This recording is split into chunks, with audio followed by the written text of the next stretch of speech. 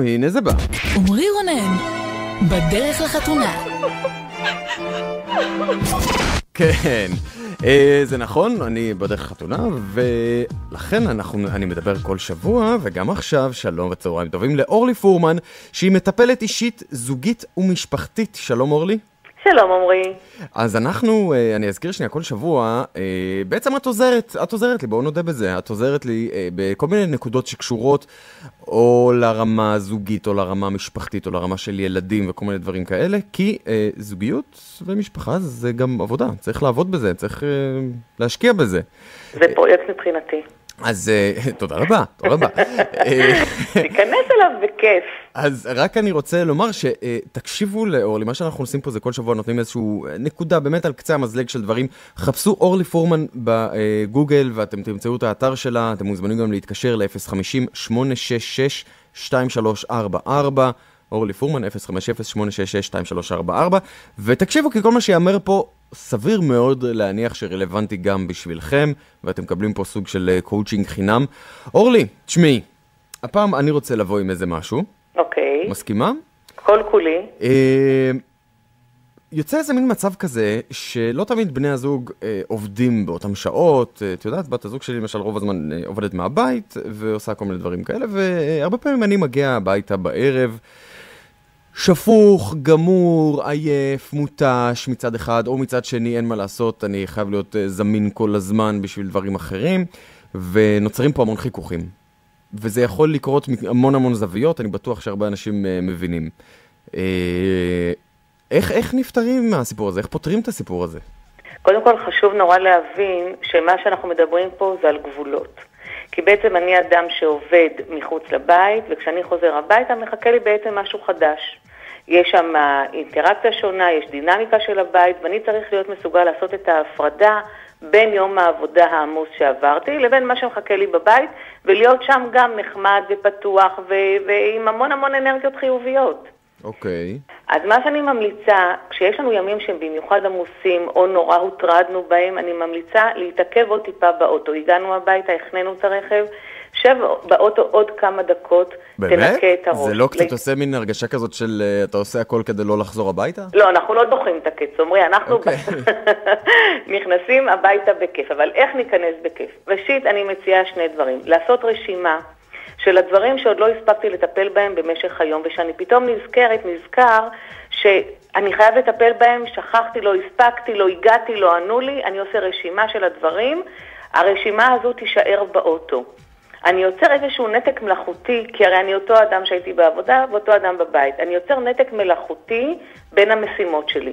רשמתי את הדברים שלא הספקתי לעשות היום ושאני חייב לבצע אותם מחר, לא מעמיס אותם על הזיכרון, אלא מפנה אותם אל הנייר, הנייר מחכה לי באוטו. האוטו מחר הולך לבת הזוג שלי, אז הנייר נכנס לתיק, אבל הדברים כתובים. אבל לא באיתי הביתה, אוקיי. בדיוק. 2, יש איזשהו שיר שאני נורא אוהבת, איזשהו משהו שנורא מרגיע אותי, מקצה לזה עוד את הכמה דקות של השיר, ושומעת את המוזיקה, מצידי גם עם עיניים עצומות, אני יושב ועושה באוטו ניטרול, כמו מדיטציה, אתה יודע מה? כמו מדיטציה, אומרי, פשוט המטרה זה לנקות את הראש ולהכין אותי רגשית לזה שעכשיו אני עולה הביתה, להמשך היום שלי. גם אם חזרתי הביתה והשעה כבר 8 בערב ואני תשוש ועייף, יש לי שם אנשים שמחכים לי. מה את חושבת על הגישה הזאת של, אני תמיד כשאני חוזר הביתה, אני אומר לזוגתי היקרה שתחיה, תקשיבי, תניחי לי חצי שעה, תני לי את הרגע לשבת על הספה, לברות בקיר, להסתכל לטלוויזיה, לשחק באייפד, לא יודע מה, תני לי את החצי שעה הזאת של לעשות את הבאפר הזה, את המרווח הזה בין היום לבין הבית, מצד אחד. מצד שני, המון פעמים, עוד אני לא במצב הזה, אבל אתה בא הביתה וזה, ואז האישה כבר ישר, איפה אתה וזה, ויש ככה, והילדים היה להם ככה, ואני ישר כאילו, ישר ליפול לתוך, נכון, לגמרי. מהשערה והמערבולת של העבודה, ישר לתוך השערה והמערבולת של הבית. בוא נעשה סדר.